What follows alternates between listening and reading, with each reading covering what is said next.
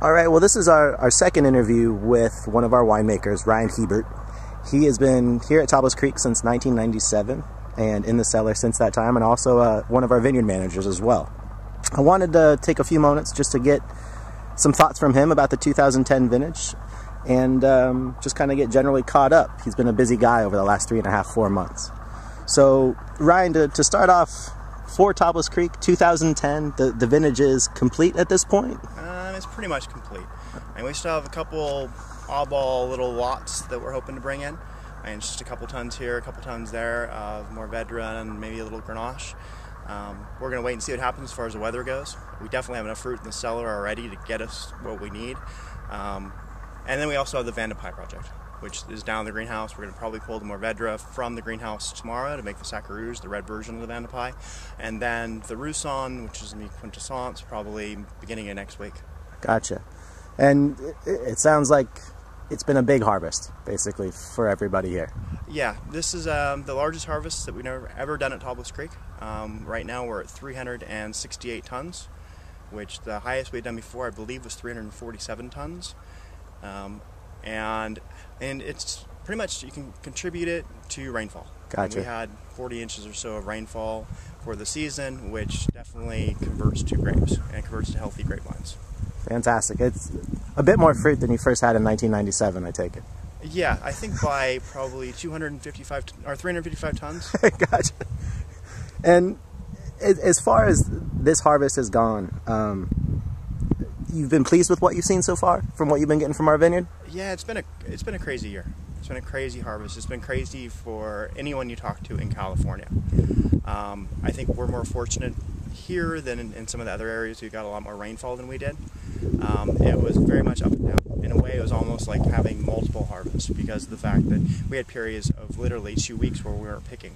It was kind of, okay, hurry up, pick everything quickly, and then all of a sudden, wait, we have nothing to pick, the cellar's full. It worked out perfectly. I mean, timing-wise, we couldn't have done better because if everything would have come at once, we wouldn't have had enough room. I mean, the winery's not big enough. We're expanding now, but that doesn't help us for this harvest. And we can look at the space that we're going to have for next year, and it doesn't really do us much good.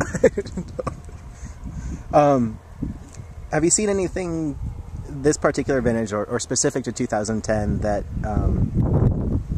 certain varietals that have potentially stood out for you or that look like they're having a fantastic vintage in 2010? I mean, it's kind of early to say. We actually went through this morning with one of the Prennes, César Prennes, and tasted a lot of the 2010s that were at a tasteable point.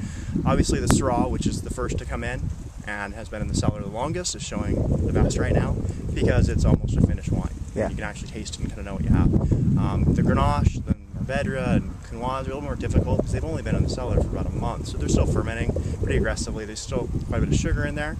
But as far as just the indicators that we look for early on, it seems like as far as extraction, intensity, and color, everything we've seen has been great. Awesome. It's going to be a really interesting year too because since it was a cooler summer than what we normally have, the Syrah is a lot different than what we usually see. The Syrah actually had a longer hang time than it usually gets, and so because of that, it doesn't have the kind of harsh tannins that we're used to seeing with the Syrah. It's more of a kind of northern Rhone, cooler climate, really kind of soft, subtle Syrah.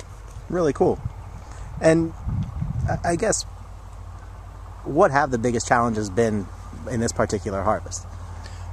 Besides the obvious, as far as space, as far as having so much fruit and not really enough tank space.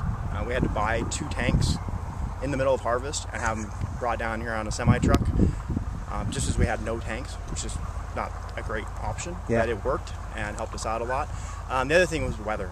I mean, we were watching the weather predictions all the time, and every couple of weeks, all of a sudden, we're saying it was going to rain again. Yeah. And so every time, okay, is it going to be a half inch? Is it going to be an inch? And for us, I mean, a 1/4 inch of rain during harvest, we can handle. It's not a big deal. If the weather that follows is good weather, as far as people always ask, as far as how does rain affect the harvest as far as grapes go? And it's not the rain that's the problem. It's the weather after the rain that can be the problem. If it rains and then gets windy and warms up afterwards, it's great. We actually see the vines really appreciate it. They like having their leaves washed off as far as photosynthesis, and we usually see the sugars increase quite a bit. But if it stays cold after the rain, which no one ever knows as far as the weather goes.